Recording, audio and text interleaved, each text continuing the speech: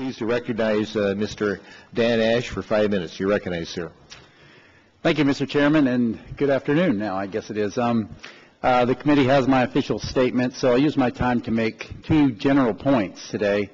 First, regarding litigation, I think as you heard before in the panel before, the U.S. Fish and Wildlife Service is an equal opportunity target.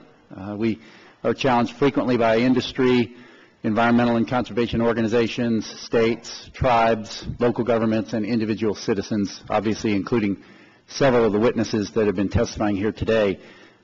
For somebody in my position, it's a source of frustration for sure.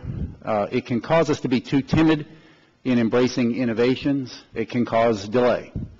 But let me say with clarity that litigation is not our principal challenge in effectively implementing this important law. In fact, it's not even close. Our principal challenge is the escalating loss and conversion of habitat that's driven by growing human occupation of the planet.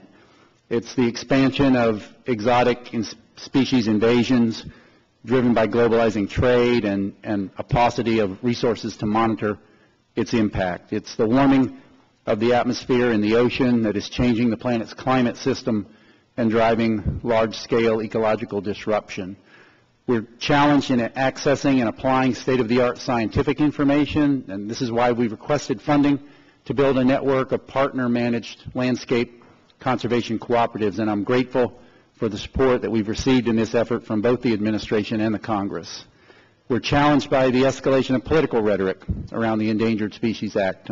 Certainly we can and we will improve this law's implementation, but allegations that the law is broken and characterizations of good men and women who carry it out as zealots or worse is neither correct nor helpful in this endeavor.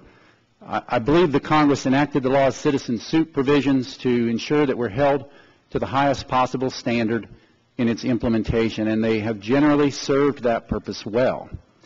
I would take one exception. The torrent of deadline-related cases over the past decade has had the unfortunate effect of distorting and delaying our biological priorities. However, I believe that we've addressed this in the recent multi-district litigation settlement and with our request to the Congress for a cap, an appropriation subcap on petition findings.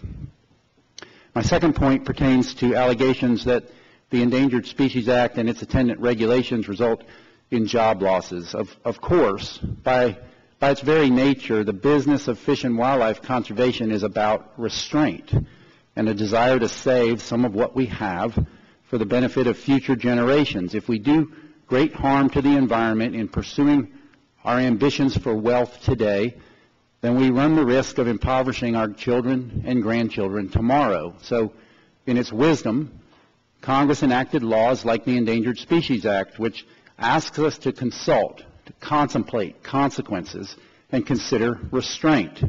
It asks us to make choices which are often very difficult, but which in balance have proven healthy for the nation and its economy. Today in the Mojave Desert, construction is proceeding on the Ivanpah project, the world's largest solar facility. During construction, an average of 650 Americans will be employed annually. When complete, 392 megawatts of American-made, clean, reliable, renewable energy will be produced. It's located within some of the highest quality habitat for the threatened desert tortoise. As the parent company raced to meet very hard financing deadlines for that project, our biologists stepped up. They worked nonstop, weekend upon weekend, until the job was done.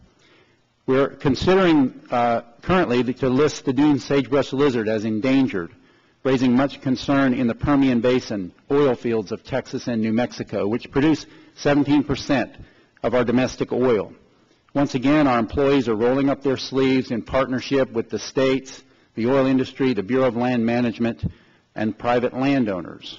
They're developing candidate conservation agreements and candidate conservation agreements with assurances.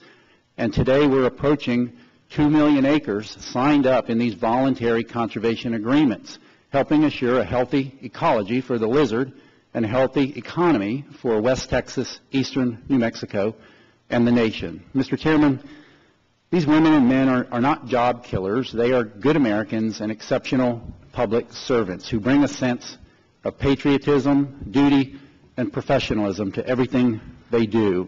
They represent the very best in public service. And their examples are not anomalies. They reflect the dedication of all U.S. Fish and Wildlife Service employees who do outstanding jobs in carrying out important laws like the Endangered Species Act. Thank you for the opportunity to testify today, and I look forward to answering your questions.